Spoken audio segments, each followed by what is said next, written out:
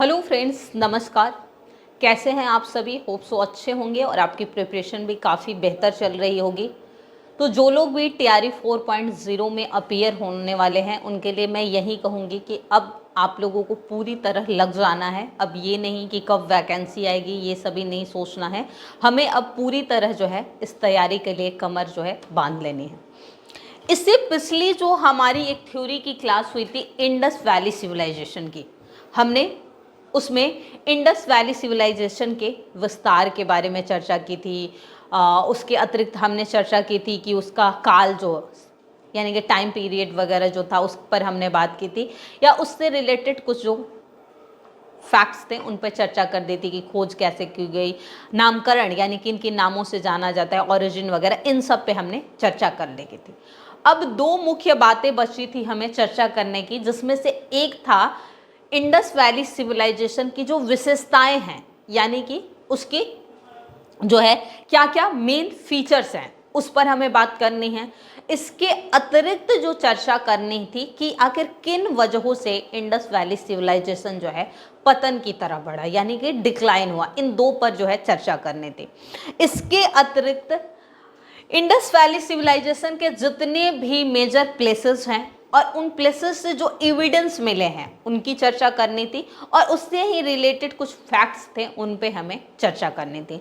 लेकिन जितने भी मेजर प्लेसेस और वहाँ से मिले हुए एविडेंस हैं उसे हम पीपीटी के माध्यम से कर लेंगे। उससे हमें फ़ायदा ये होगा कि हमारे पास पीपीटी रहेगा और उसे हम 3-4 बार एग्ज़ाम से पहले अच्छे से रीड कर लेंगे, और उसमें से कुछ भी अगर पूछा जाएगा तो हम आसानी से जवाब दे सकते हैं। दूसरी बात कि जो इम्पॉर्टेंट फैक्ट्स हैं, जैसे कि सबसे बड़ा स्थल कौन है, सबसे प्रथम किसे जो है मिनी हड़प्पा के नाम से जाना जाता है, कौन सा जो है दुर्गों में घिरा है, कौन सा नहीं है, ऐसे कुछ और भी फैक्ट्स जो हैं पूछे जाते हैं, तो वो भी जो है हम पीपीटी से कर लेंगे। तो उससे क्या हो जाएगा कि हमें जो है एक साथ मैटर मिल जाएगा और वहाँ जो है हम डिस्कशन कर लेंगे। तो आज की चर्चा हमारी इंडस वैली सिविलाइजेशन के फीचर्स की है। जितने भी उसके इम्पॉर्टेंट फीचर्स हैं उन पर हम बात करते हैं, और किस वजह से ये सभ्यता डिक्लाइन हुई उस पर भी थोड़ी सी हम चर्चा कर लेंगे। बाकी नेक्स्ट सेशन में हम उसके मेजर प्लेसेस, वहाँ से मिले हुए एविडेंस और जो इम्पॉर्टेंट फैक्चुअल प्रश्न होंगे कुछ, उनकी चर्चा पीपीटी के माध्यम से कर लेंगे। तो चलिए अब देर न करते हुए अब हम देखते हैं इसकी विशेषताएं। तो अगर हमसे प्रश्न ये पूछा जा रहा है कि सिंधु घाटी सभ्यता की विशेषताओं के बारे में क्या पूछा जा रहा है हमसे, सिंधु घाटी सभ्यता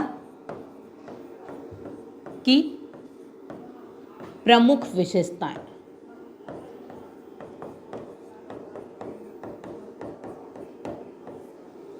तो यहां हमें किन किन पॉइंटों पर मेनली जो है डिस्कशन करना होगा, इसका एक थोड़ा सा हम मोटा मोटी फॉर्मेटिंग देख लेते हैं। इसका जो है हमें लाभ होगा। एक तो हम बात करेंगे इसकी संरचना कैसी थी, यानी स्ट्रक्चर, यानी वहाँ स्ट्रक्चर में, संरचना में क्या क्या जो है विशेषताएं, यानी कि संरचनात्मक विशेषताएं।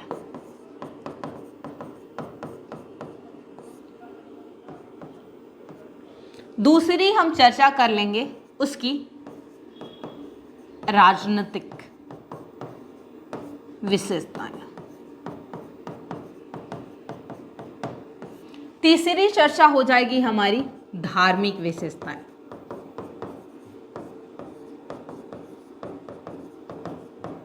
रिलीजियस जो भी फीचर्स होंगे उसकी बात कर लेंगे। उसके बाद है सामाजिक विशेषताएं, यानी सोशल जो है फीचर्स। उसके अलावा सांस्कृतिक विशेषताएं,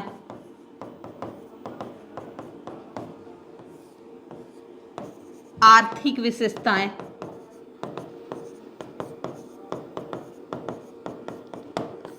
और एक हम कर लेंगे अन्य विशेषताएं,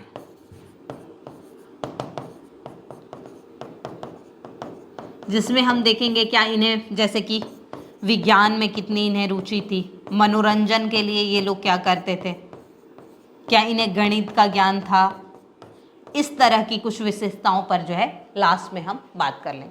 अब इसमें हमें इतना डीप जाके नहीं पढ़ना है, क्योंकि हम कोई स्टेट पीसीएस या यूपीएससी की प्रिपरेशन तो कर नहीं रहे हैं कि हमें बहुत डीपली जाकर पढ़ने की आवश्यकता है। हमें उन पॉइंट्स पर मेनली चर्चा करनी है जिससे प्रश्न जो है हमारे एग्जाम के दृष्टि से बन सकते हैं। देखिए, पढ़ने को बहुत कुछ है, हमें ज्ञानी नहीं बनना है। कहा जाता है हमेशा कि अगर आपको ज्ञान अर्जन करना है तो फिर आप पीएचडी करो, रिसर्च करो, ज्ञान अर्जित करो। कहाँ कैसे? जब एग्जाम क्लियर करना हो तो एग्जाम की क्या डिमांड है, उस एग्जाम के अकॉर्डिंग पढ़ाई करो, ना कि बहुत अधिक या बहुत कम करो। ना तो बहुत कम कर लो कि ना निकले, ना ही बहुत ज़्यादा पढ़ लो। तो एग्जाम की जो डिमांड है, एग्जाम के अकॉर्डिंग जो है हम आज पढ़ने वाले हैं। इन सभी फीचरों के बारे में 2-2 पॉइंट्स से 3-3 पॉइंट्स हम जान लेंगे, तो हम मोटा मोटी जान जाएंगे कि इसकी क्या जो है मेन जो है विशेषताएं थी, यानी कि जितनी भी मेजर फीचर्स होंगे उन पर हम डिस्कशन कर लेंगे। तो ये है मेन, और इसके ही सब पॉइंट, यानी कि ये क्या हो गए, पॉइंट्स हो गए। अब इसके सब पॉइंट्स या ये हेडिंग हो गए, तो इनके सब हेडिंग को अब हम समझ लेंगे तो क्लियर हो जाएगा। तो सबसे पहले हमारी चर्चा होगी इस टॉपिक में, अगर मैं बात करूं तो संरचनात्मक विशेषताओं की। यानी कि संरचनात्मक विशेषताओं में हम अगर देखें, पहला है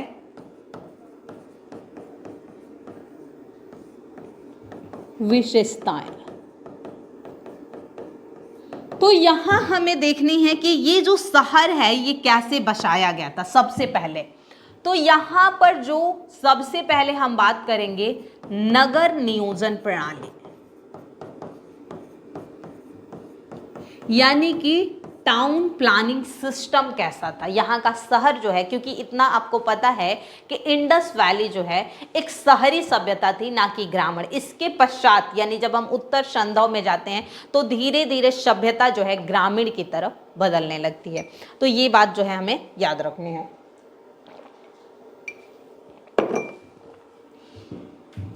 तो यहाँ नगर अगर हम बात करें तो एक तरफ जो पश्चिमी और ऊंचाई पर थे वो दुर्गों में घिरे हुए थे। मान लीजिए कि ये जो शहर है वो पश्चिम और ऊंचाई पर थे, और वही निचले और पूर्वी हिस्सा में जो है एक नगर बसा हुआ था, जो कि ऐसे ही जो है खुले में बसा हुआ था।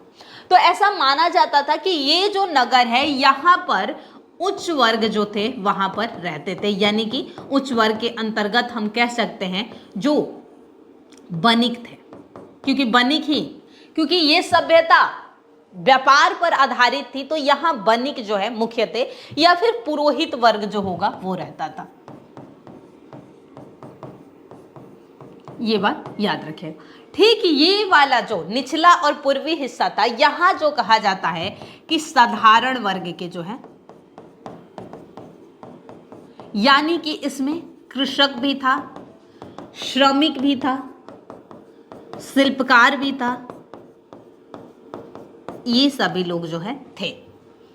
लेकिन असमानता इतनी अधिक नहीं थी जितनी कि हमें वैदिक सभ्यता में, क्योंकि यहाँ का समाज भले ही वर्गों में विभाजित था, वर्णों में नहीं विभाजित था, और इतनी छुआछूत ये सभी जो अनटचबिलिटी वगैरह हमें वैदिक सभ्यता में देखने को मिलती है, यहाँ नहीं। असमानता थी, ऐसा नहीं है। ये समाज जो है इनइक्वालिटी को प्रदर्शित करता है, बट अनटचबिलिटी जैसी जो है बातें यहाँ नहीं देखने पड़ती है।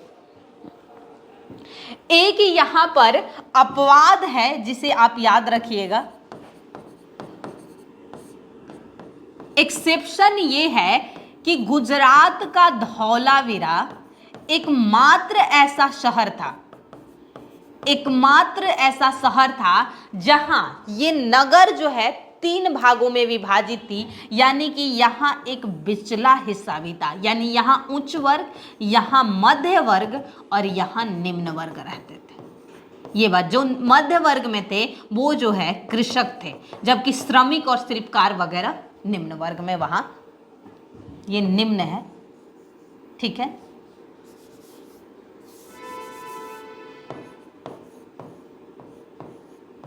निम्न वर्ग तो ऐसा एक जो है ये एक्सेप्शन है, बस एक ही याद रखिएगा। तो ये एक इस तरह से जो है टाउन प्लानिंग इसकी देखने को मिलती है। इसके अतिरिक्त हम बात करें तो यहाँ जो शहर बसाया गया था, जिस तरह आज हम स्मार्ट सिटी की बात करते हैं, एक अटल जो है योजना लाई गई थी, प्रधानमंत्री नरेंद्र मोदी जी द्वारा ही लाई गई योजना थी अटल योजना, अमृत योजना, ना कि अटल। अमृत योजना कुछ था, अटल इनोवेशन कुछ रिजुनोवेशन, पुनर्निर्माण करके, एग्जैक्ट मुझे अभी उसका फुल फॉर्म नहीं याद आ रहा है, पर कैसे ही उसका अमृत जो था उसका ऐसे ही कुछ जो है फुल फॉर्म था। तो वो जो थी योजना, उसमें भी था कि एक ऐसा शहर बनाया जाए जिसमें सब कुछ बड़े ही नियोजित तरीके से जो है प्लान्ड तरीके से किया जाए, यानी कि यहाँ जो है ड्रिंकिंग वाटर हो, ड्रेनेज सिस्टम बहुत अच्छा हो, इन्वायरमेंट को भी ध्यान में रखा जाए, वहाँ सड़कें किस तरह जा रही हैं, वहाँ पर बाजार भी हो, यानी कि सब कुछ सुविधाएं हो। एक स्मार्ट शहर की जो कॉन्सेप्ट की बात की जा रही है, अलग अलग शहरों में देख रहे हैं, अलग अलग राज्यों में कई स्मार्ट सिटीज बसाए जा रहे हैं। ये कहीं ना कहीं यहाँ से जो है हमें सीखने की आवश्यकता है। यहाँ से यानी इस समय की कुछ जो है विशेषताएं आज भी हम कह सकते हैं कि रेलिवेंट है, हमें देखने को और यहाँ से सीखने की आवश्यकता है। जैसे कि हम बात करें यहाँ पर जो शहर बनाया गया था, सड़कें जो थी यहाँ की एक दूसरे को समकोण काटती थी, यानी कि ऐसे सड़क, और इन्हीं सड़कों के किनारे जो हैं लगता था कि पहले सड़कें बनाई गई हैं और फिर इन सड़कों के किनारे किनारे घर जो हैं बनाए गए हैं। ये घर जो हैं कुछ बहुमंजिले भी घर हमें देखने को मिलते थे। इन घरों में जो है आपको पानी यानी ड्रिंकिंग वाटर, नहाने का कुएं होते थे, रसोई घर होते थे, शौचालय होते थे, इन घरों में आंगन होता था। तो इस तरह, और यहाँ से जो नालियाँ जाती थी, मान लीजिए ये सड़कें हैं तो जो नालियाँ इस पे जा रही हैं, मुख्य नालियाँ ये घरों से निकलने वाली पतली पतली नालियों से जुड़ी होती थी, यानी ये घरों से निकलने वाली पतली पतली मोरिया जो कहलाती है, गाँव में देखेंगे नालियों के लिए जो घरों से निकलती हैं उसके लिए मोरी शब्द प्रयोग किया जाता था। तो वो मुख्य नाले से जो जुड़ी हुई थी और नाले को ढक के रखा जाता था और बीच बीच में उस पे मैनहोल जो बनाया जाता है वो बना के रखा जाता था ताकि समय समय पर जो है साफ सफाई की जाए। तो इस तरह से जो है सड़कें एक दूसरे को समकोण काटती थी। बहु मंजिले घर होते थे और इन घरों में रसोई घर, यानी इन घरों में बात करें तो शौचालय, पीने कुआं यानी पीने नहाने का पानी दैनिक यूज का, रसोई घर, सारी सुविधाएं होती हैं। दरवाजे जो थे, घरों के जो दरवाजे होते थे वो मुख्य सड़क पर न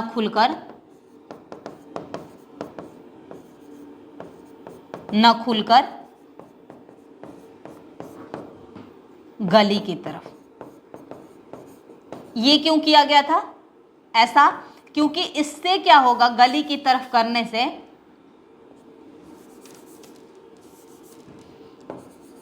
यहां मैं लिख दे रही हूं तरफ से, तो गली की तरफ से ये होगा कि जो है धूल से है जो है बचा जा सकता है। तो स्वच्छता का भी ध्यान रखा जाता है। जिस तरह हम आजकल बात कर रहे हैं, स्वच्छ भारत की बात कर रहे हैं, एक भारत की, तो ये सभी जो है हमें यहां से मिलती है। इसके अतिरिक्त कहूं मैं बातें तो यहां पर जल संरक्षण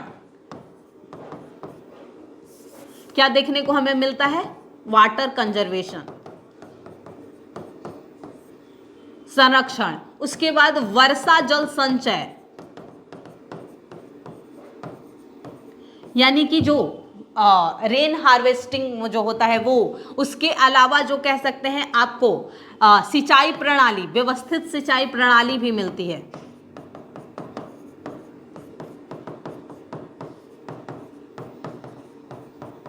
यानी कि सिस्टमेटिक इरिगेशन सिस्टम मिलता है। तो ये सभी, उसके अलावा जल निकासी प्रणाली, वाटर ड्रेनेज सिस्टम, ये सभी बहुत उन्नत जल निकासी प्रणाली, यानी कि क्या कह सकते हैं आपको एडवांस्ड जो है वाटर ड्रेनेज सिस्टम वगैरह जैसी विशेषताएं। लेकिन यहाँ एक बात याद रखिएगा कि सब जगह पर तो दरवाजे, यहाँ भी जो है एक अपवाद हमें मिलता है, एक्सेप्शन, वो मिलता है लोथल में। लोथल एकमात्र हड़प्पन स्थल है जहां दरवाजे मुख्य सड़क पर खुलते थे। कहां खुलते थे? मुख्य सड़क पर। ये आपको देखने को मिलेगा। ठीक वैसे ही अगर मैं बात करूं तो यहां पर आपको मिलेगा, इसके अतिरिक्त मैं बात करूं उन जल निकासी प्रणाली के अलावा यहां पर जो है आपको पक्की ईंटों का प्रयोग होता था। लेकिन यहां भी कुछ स्थानों पे हम अपवाद ले सकते हैं, जैसे कि कच्ची ईंट का प्रयोग मिलता है। कुछ स्थानों से जो है कच्ची ईंट का प्रयोग मिलता है, जैसे कि रंगपुर व कालीबंगा। वहीं कालीबंगा से आपको एक और एग्जाम्पल ले लीजिएगा कि अलंकृत यानी डिजाइंड ईंट का फर्श मिला है। तो ये सभी यहाँ की कुछ खास विशेषताओं में, संरचनात्मक यानी कि कहा जाए विशेषताओं में आपको देखने को, वर्षा जल, जल संरक्षण, उसके बाद जल वाटर मैनेजमेंट जो कह सकते हैं, ये सभी जो है आपको यहाँ पर देखने को मिलेगा। ये सभी जो है यहाँ की मुख्य विशेषताओं में। और पीने का पानी यानी ड्रिंकिंग वाटर जो था नालियों से दूर होता था। ढकी व पक्की नालियां थी यहाँ पर।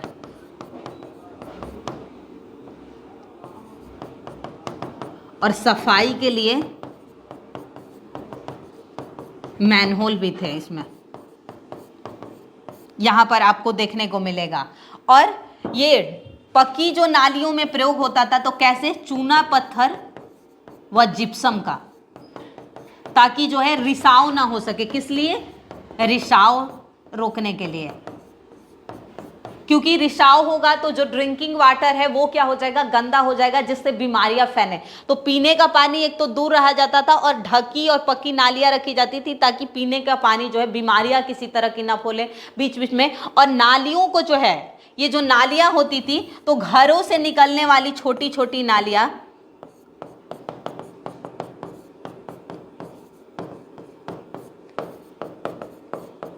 मोरी शब्द प्रयोग किया जाता था, मोरियों से जुड़ी, ताकि घर से निकलने वाली इस मुख्य नाले में जाए। ये जो है मुख्य नाला होता था, मुख्य नाले से, और फिर इसी से जो है ये पानी जो है नगर के बाहर, ताकि किसी तरह की कोई बीमारी वगैरह जो है वहां के लोगों को ना फैले। तो देख सकते हैं कि कितना जो हम स्मार्ट सिटी की बात आजकल कर रहे हैं, ये जो है हमें यहाँ से सीखने की आवश्यकता है कि किस तरह यहाँ शहर जो है वो नियोजित तरीके से यानी प्लान तरीके से बनाई गई थी। और बड़ी ही जो है पत्थर वगैरह के जो बने हुए घर थे, बड़े ही यहाँ पर जो है सजावट के भी देखने को मिलेंगे, क्योंकि कुछ ऐसे डिजाइनदार जो पॉटरी मिली है, मृदभांड मिले हैं, जिससे ये है कि यहाँ के लोग सज्जा के यानी शौकीन तरीके के थे। ये लोग घरों को सजावट वगैरह भी करते थे। तो ये याद रखिएगा, इस तरह के जो है यहाँ पर था। अब हम बात करें विशेषताओं में, अगर हम राजनीतिक की करें कि राजनीतिक विशेषताओं में,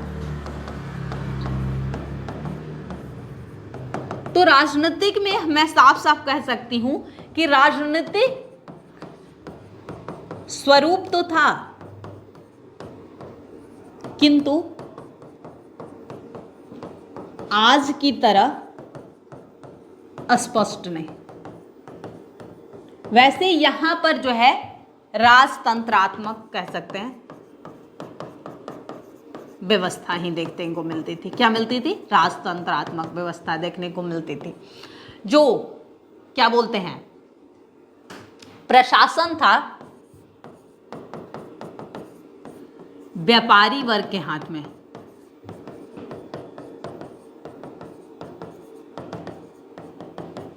प्रकृति में ईश्वरीय थे ये लोग,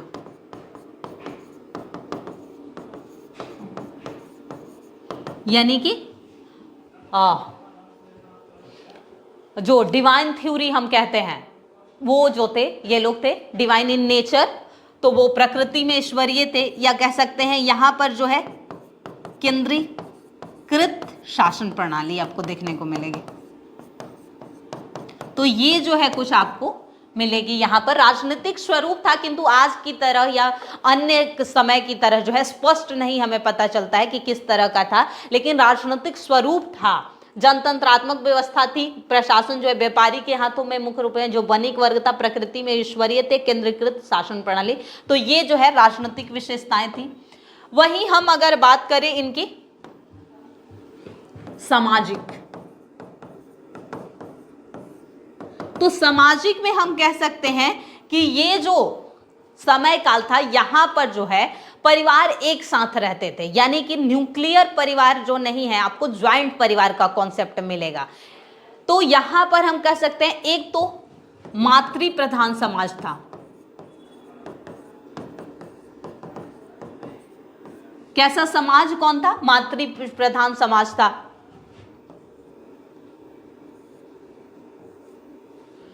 यहां पर जो है ये नहीं कि सिर्फ माँ बाप और बच्चे जो है एक साथ, न्यूक्लियर जो फैमिली का कॉन्सेप्ट है वो नहीं था। यहां पर देख सकते हैं कि एक साथ जो है लोग रहते थे, तो यानी परिवार जो है साथ में।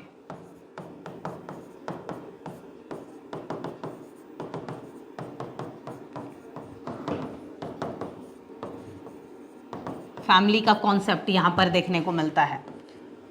उसके अतिरिक्त समाज कहे तो समाज में असमानता थी।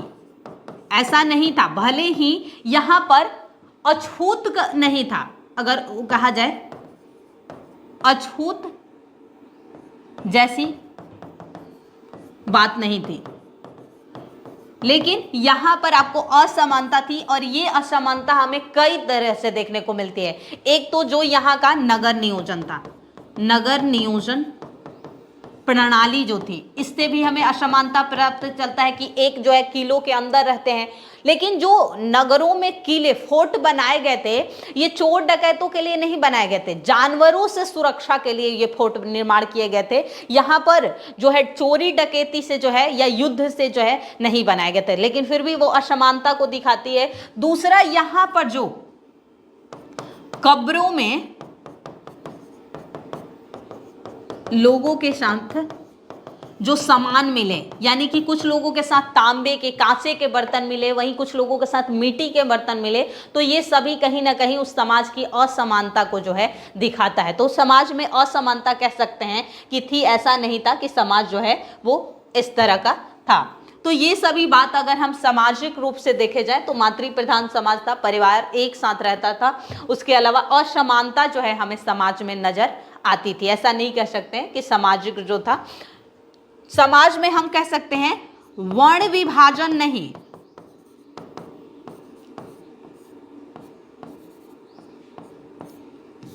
जो है आपको वर्ण विभाजन नहीं देखने को मिलेगा, लेकिन वर्ग विभाजन था। यानी कि वर्ग उच्च और निम्न में जो है बटे हुए थे। ये बात हम कह सकते हैं कि यहाँ वर्ण विभाजन नहीं था, लेकिन और वो भी वर्ग विभाजन किस तरह था, तो यहाँ भी कह सकते हैं कर्म, जन्म व वंश के आधार पर ही था।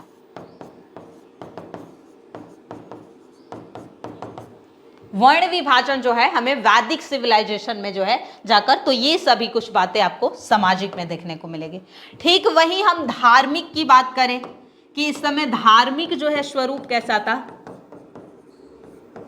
तो धार्मिक विशेषताओं में हम कह सकते हैं धर्म जो था, लेकिन उसका स्वरूप स्पष्ट नहीं था।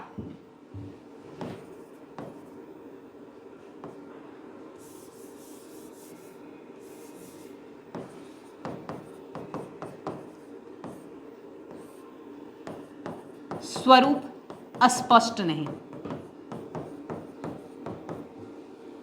धर्मनिरपेक्ष सभ्यता थी, यानी कि सेकुलर जो है सिविलाइजेशन था। इसके अतिरिक्त कह सकते हैं यहां मूर्ति पूजा होती थी। जैसे कि मूर्ति पूजा में कहे तो मातृदेवी, स्त्री, मातृ शतात्मक समाज थी। आप यहां पर देखे होंगे कि एक स्त्री के गर्भ से निकले हुए पौधे को दिखाया गया, उर्वरा का प्रतीक दिखाया गया। वहां दो रूपों में हम देख सकते हैं, एक तो फसल के रूप में क्योंकि धरती में जो हरियाली है इसी रूप में देखने को, और दूसरा कि जो स्त्री है वही इस संसार की जननी है, उसके गर्भ इसको दिखाया गया है कि कैसे उसके गर्भ में पलता है कोई जो है, और उसी से जो है पूरे संसार में जो है उजाला है। तो स्त्री ही जो है इस संसार को जनने वाली, जन्म देने वाली, तो स्त्री ही जो है जननी है इस रूप में, तो मातृ देवी। उसके अतिरिक्त हम करें तो यहाँ के लोग जो थे लिंग की पूजा करते थे, जो पशुपति के रूप में देखने को मिला, और मातृ देवी यानी योनि की जो पूजा की जाती है इस रूप में जो है देखने को मिलता है। इसके अतिरिक्त नाग की पूजा, वायु की पूजा करते थे, जल की पूजा करते थे, तो ये सभी जो है हमें पूजा, वृक्षों की पूजा की जाती थी, अलग अलग वृक्षों की पूजा की जाती थी, जिसमें सबसे जो था वो पीपल का वृक्ष जो था सबसे पवित्र माना जाता था। तो ये सभी जो है धार्मिक, यही कह सकते हैं कि समाज जो में दो था, यहाँ एक बात याद रखेगा कि समाज में अंधविश्वास भी था, यहाँ याद रखेगा अंधविश्वास भी।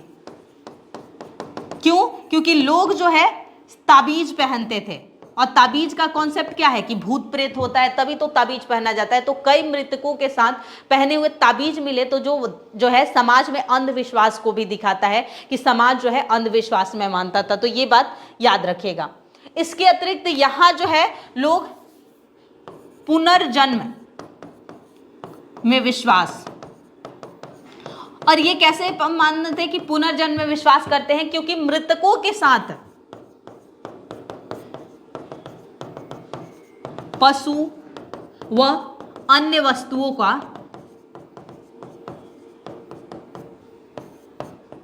दफन करना, ये क्या दिखाता है कि समाज में जो है पुनर्जन्म को मानते थे। जैसे पशु, बकरी और कुत्ते को दफनाना, तो कुत्ता जो है समाज में कहा जाता है कि पशुओं में सबसे वफादार, फेथफुल होता है, तभी लोग कुत्ते को पालतू बनाते हैं, और सर्वप्रथम मनुष्य ने जिस पशु को पालतू बनाया था वो कुत्ता ही था। तो कहीं ना कहीं ये कि अगले जन्म होता है या मरने के बाद भी एक दूसरी दुनिया होती है, तो वहां सुरक्षा के लिए कुत्ते को, बकरी खाद्य सुरक्षा के लिए किया जाता होगा कि मृत्यु के बाद, या अन्य अनाज, बर्तन वगैरह जो मिले हैं, जैसे कि आपको पिरामिड में, इटली वगैरह में, मिस्र में जो बहुत सारी पिरामिड मिली हैं, वहां पर भी ये सब देखने को मिलेगा। तो ये कहीं ना कहीं जो है पुनर्जन्म को, रीबॉर्न जो माना जाता है, उसे जो है प्रदर्शित। तो ये सभी जो है कुछ मुख्य बातें आप धार्मिक में याद रखिएगा। हम मेन बात पे ही करें, बहुत सारे पॉइंट्स हैं। वैसे ही हम कहें सांस्कृतिक की बात करें, सांस्कृतिक किसकी हम बात करें, यहाँ पर अगर हम सांस्कृतिक विशेषताओं की बात करें तो याद रखिएगा सांस्कृतिक में हम कह सकते हैं कि यहाँ के लोग जो हैं सजना, संवरना,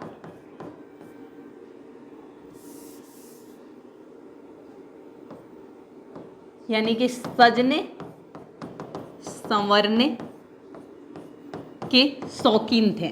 कैसे? क्योंकि यहां पर स्त्री और पुरुष दोनों ही जो है गहने पहनते थे, दोनों जो है क्या पहनते थे, यहां पर आपको मिलेंगे गहने पहनते थे, वह श्रृंगार करते थे, दोनों ही जो है। तो श्रृंगार में जो है केश सज्जा, केश सज्जा संवारना का काम दोनों के ही, स्त्री भी देखेंगे पुरुष दोनों ही बाल जो है बनाने का। वैसे ही स्त्रियों में कहा जाए तो लिपस्टिक, लिपस्टिक का साक्ष्य मिला है, वहां से हमें आई लाइनर का साक्ष्य मिला है,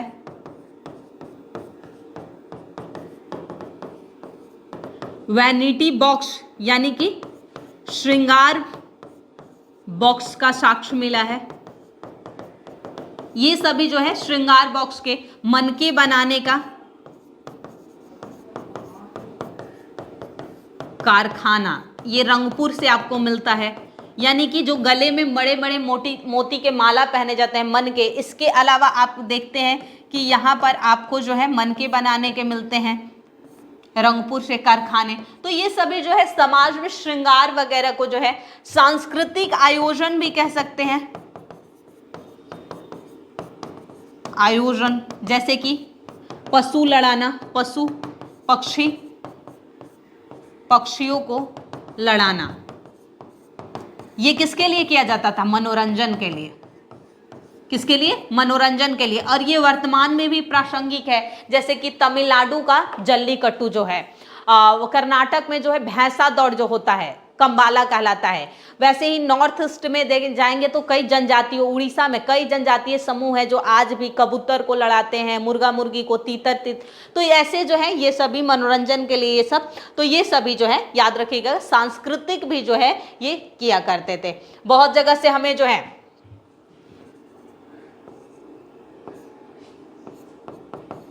क्या कहते हैं, डिजाइनदार जो है बर्तन मिले हैं, यानी मृदभांड, तो ये भी कहीं ना कहीं सांस्कृतिक को ही दिखाते हैं। तो ये सब हो गए। अब मेनली है हम यहां बात करते हैं आर्थिक की। तो आर्थिक में मेन तो व्यापार था। यहां पर आर्थिक में अगर हम बात करें तो मेनली आर्थिक में हम यहां 3 देख सकते हैं। एक तो व्यापार व वाणिज्य, उसके अलावा कृषि भी मिलता है, और उसके अलावा पशुपालन भी, ये हमें देखने को। तो व्यापार जो है आंतरिक व बाह्य दोनों मिलता है। क्या मिलता है? आंतरिक, यानी कि इंटरनल और एक्सटर्नल दोनों ही मिलता है। जहां पर हम देखते हैं मेसोपोटामिया, जो कि इसी के पैरेलल की सभ्यता थी, मिस्र, बहरीन, अफगानिस्तान, इन सभी से व्यापार जो है होते थे। और ये व्यापार किन माध्यमों से होते थे? तो जल मार्ग व स्थल मार्ग, लेकिन जल मार्ग मुख्य था, और ये जो है नावों के माध्यम से जो है किए जाते थे, और ये स्थल मार्गों में बैलों के माध्यम से किए जाते थे, पर मुख्य जो था जल मार्ग के माध्यम से ही किया जाता था। तो इंटरनल और एक्सटर्नल व्यापार होते थे। व्यापार में अगर कहे कृषि उद्योग भी के भी कंसेप्ट मिलते हैं हमें, जैसे कि ईंट बनते थे तो ईंट उद्योग, यहाँ के लोग सूती वस्त्र से परिचित थे तो सूती वस्त्र के उद्योग भी मिलते हैं। क्योंकि कपास की जो खेती की जाती है, कपास की कृषि की जो शुरुआत हुई थी यहीं से हुई थी। उसके अतिरिक्त हम कह सकते हैं हाथी दांत, हाथी दांत, क्योंकि हाथी दांत के कई मिले हैं। हाथी दांत की हमें कंघी मिली है, हाथी दांत के स्केल मिले हैं जो मापने के लिए कार्य होता था।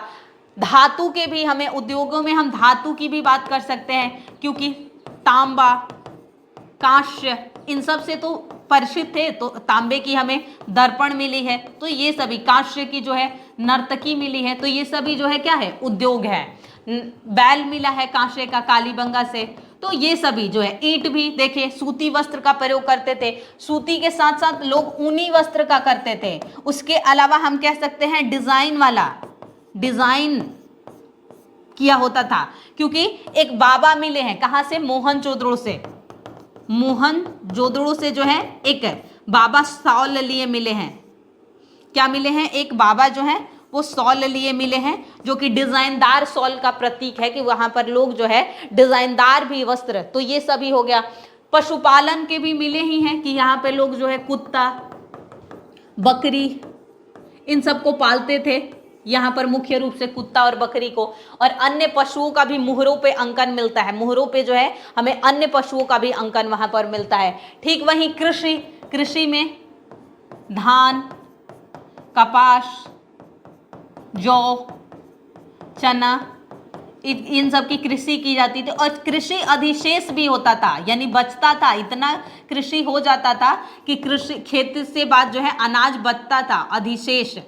क्योंकि तभी तो हमें मोहनजोदड़ो से क्या मिला है? विशाल अन्नागार का साक्ष्य मिला है। विशाल अन्नागार का जो साक्ष्य मिला है वो क्या दिखाता है कि कृषि अधिशेष भी बचता था, और इसी में फ्यूचर के लिए भंडारित करके रखा जाता था कि ताकि कोई जो है प्राकृतिक आपदा हो, ऐसी स्थिति में इसी कृषि अधिशेष का जो है ये जो अनाज भंडारित करके रखा जाए, इसका प्रयोग किया जाए। तो ये सभी कृषि में भी मिलते हैं। कृषि कार्यों में जो है दास लोग रहते थे, और जो स्त्री और वह पुरुष दोनों होते थे। तो कोई लोग कोई ऐसे कार्यों में पकड़ा जाता था तो उसे जो है दास बना लिया जाता था। तो ये हुआ, व्यापार वाणिज्य भी हो गया, हमने देखा। तो ये सभी जो है आर्थिक के अंतर्गत मुख्य रूप से जो है हम रख सकते हैं। ठीक वैसे ही हम बात कर लें अन्य की, अन्य विशेषताओं में अगर हम बात कर लें कि अन्य क्या क्या विशेषताएं थी इसकी, तो अन्य विशेषताओं में जैसे कि विज्ञान से परिचित, गणित से परिचित, मनोरंजन का कार्य करते थे। अब विज्ञान से परिचित थे तभी तो वर्षा जल संचय करते थे। वर्षा जल संचयन जो होता था यानी कि रेन हार्वेस्टिंग जो करते थे वो हो गया। जल संरक्षण व प्रबंधन जो करते थे, वाटर कंजर्वेशन एंड मैनेजमेंट जो होता था, जो उद्योग लगाए गए हैं, तो ये सभी जो है किससे परिचय दिखाते हैं कि विज्ञान से ये लोग परिचित थे। नक्षत्र वगैरह का इन्हें ज्ञान था ही कि सूरज कब हो रहा है, ये सारी चीजें। गणित, तौल का पैमाना मिलता है हमें यहाँ से, तो ये होता है। मनोरंजन के लिए पशु व पक्षियों को लड़ाना,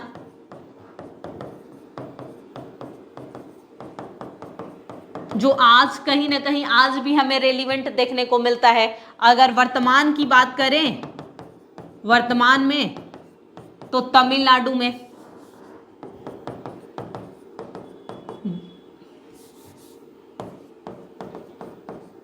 जल्लीकट्टू, उसके अलावा कर्नाटक में कंबाला, कई जो है जनजातीय समूहों द्वारा भी किया जाता है।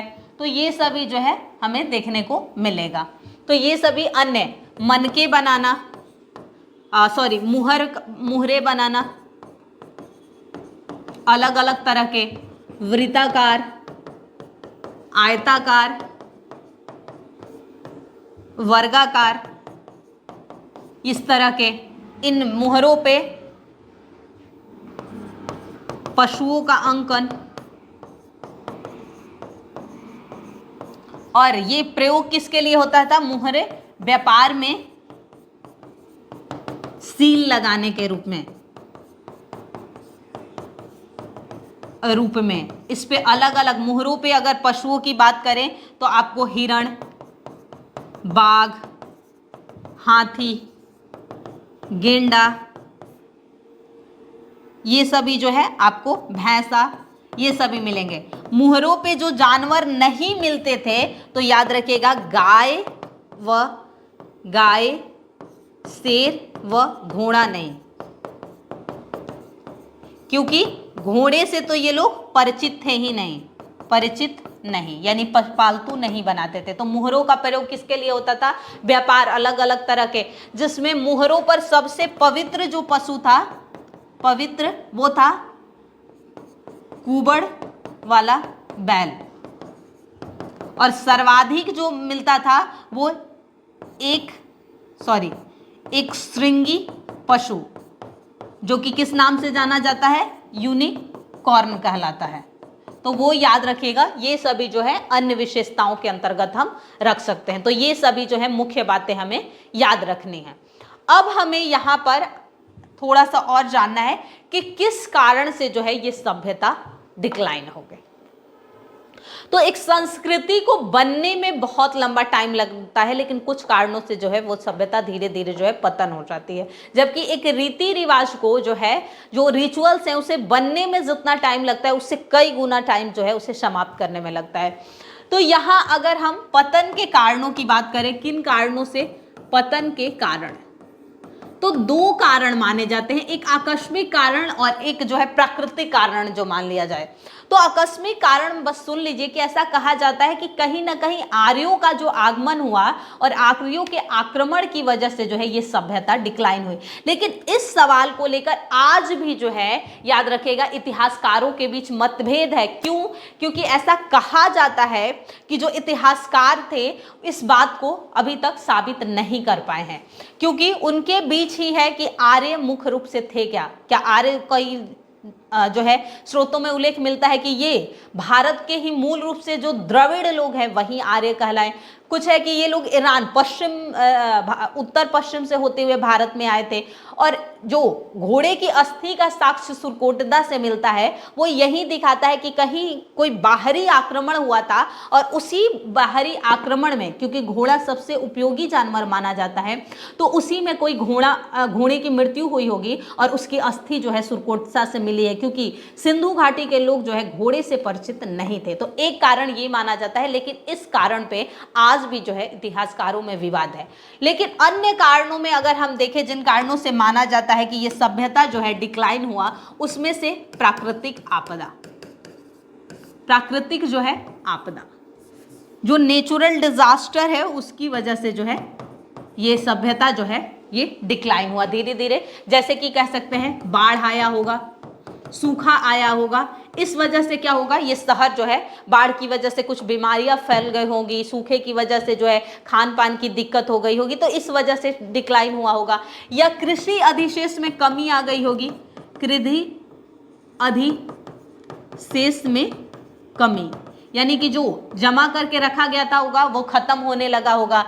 या फिर व्यापार बाधित हुआ होगा, बिजनेस जो है डिसरप्ट हो गया होगा इस वजह से, क्योंकि ये एक शहरी सभ्यता थी और यहाँ व्यापारी, जब भी शहरी सभ्यता होगी तो वहां पर लोग जो है बिजनेस पे फोकस्ड होंगे, कृषि पे नहीं। ग्रामीण सभ्यता में लोग कृषि और पशुपालन पे जो है आश्रित होते हैं, शहरों में लोग बिजनेस व्यापार इन सभी पर, सेवा उद्योग वगैरह में होते हैं, तो व्यापार बाधित हुआ होगा इस वजह से। प्रशासनिक स्थिरता की वजह से भी हुआ होगा। बाहरी आक्रमण भी एक कारण माना जाता है, बाहरी आक्रमण, लेकिन इसे लेकर अभी जो है बाहरी कोई आक्रमण हुआ का होगा। या कोई कह सकते हैं कि ऐसी जो है बीमारी फैली होगी, जैसे कि अभी कोरोना आया था, तो ऐसी कोई महामारी फैली होगी।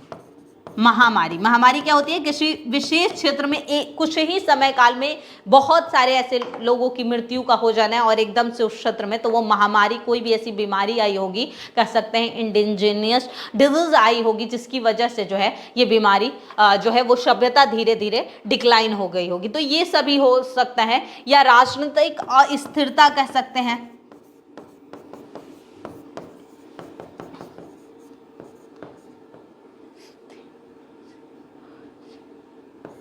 इसकी वजह से भी हो गया होगा।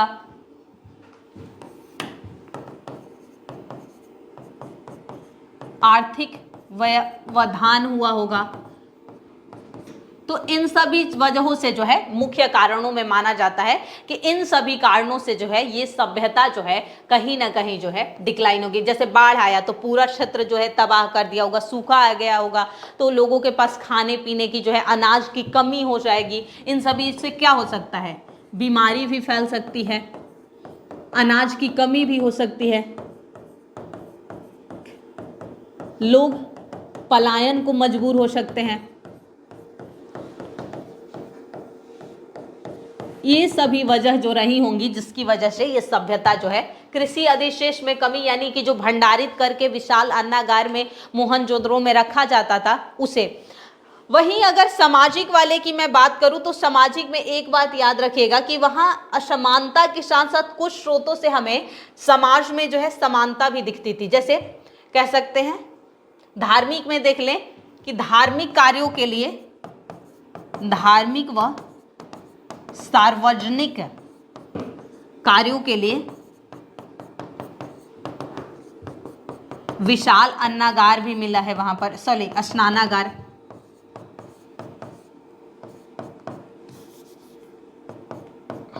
जो कहां पर, मोहनजोदड़ो।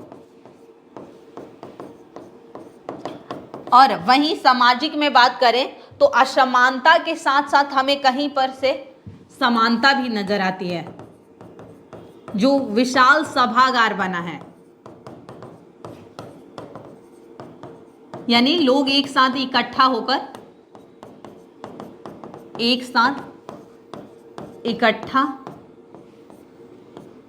इकट्ठा होकर निर्णय लेते थे किसी भी कार्य के लिए। तो ये समानता भी दिखाता है ये समाज, ये नहीं कि सिर्फ और सिर्फ असमानता को, लेकिन समाज में इनइक्वालिटी जो है नज़र आती है। तो ये सभी जो है हमने आज चर्चा कर ली, जितने मेन पॉइंट थे उनकी जो है हमने बात कर ली। तो ये था जिस वजह से ये सभ्यता डिक्लाइन हुई, यानी कि हमने मेन सभी पॉइंट्स इंडस वैली सिविलाइजेशन के पढ़ लिए 2 क्लासेस में। अब नेक्स्ट क्लास में हम इससे संबंधित जितने भी इंपॉर्टेंट प्लेसेस हैं, यानी जितने मेजर प्लेसेस हैं, उनसे मिले हुए जो एविडेंस हैं उनकी चर्चा करेंगे, और साथ ही साथ जितने भी इंपॉर्टेंट फैक्ट्स होंगे इंडस वैली सिविलाइजेशन से रिलेटेड उसे पीपीटी माध्यम से कर लेंगे, ताकि हमारे लिए जो है आसान रहेगा। तो चलिए आज के लिए इतना ही, फिर मिलते हैं आप सभी से नेक्स्ट क्लास में। तो आप सभी से यही है कि आप सभी हमारे बैच को परचेज कर सकते हैं। हमारी टीम द्वारा कोशिश है कि हम लोग बहुत कम समय में और आप लोगों को जो एग्ज़ाम की डिमांड है उसी के अकॉर्डिंग जो है आपको क्लासेस दें। धन्यवाद।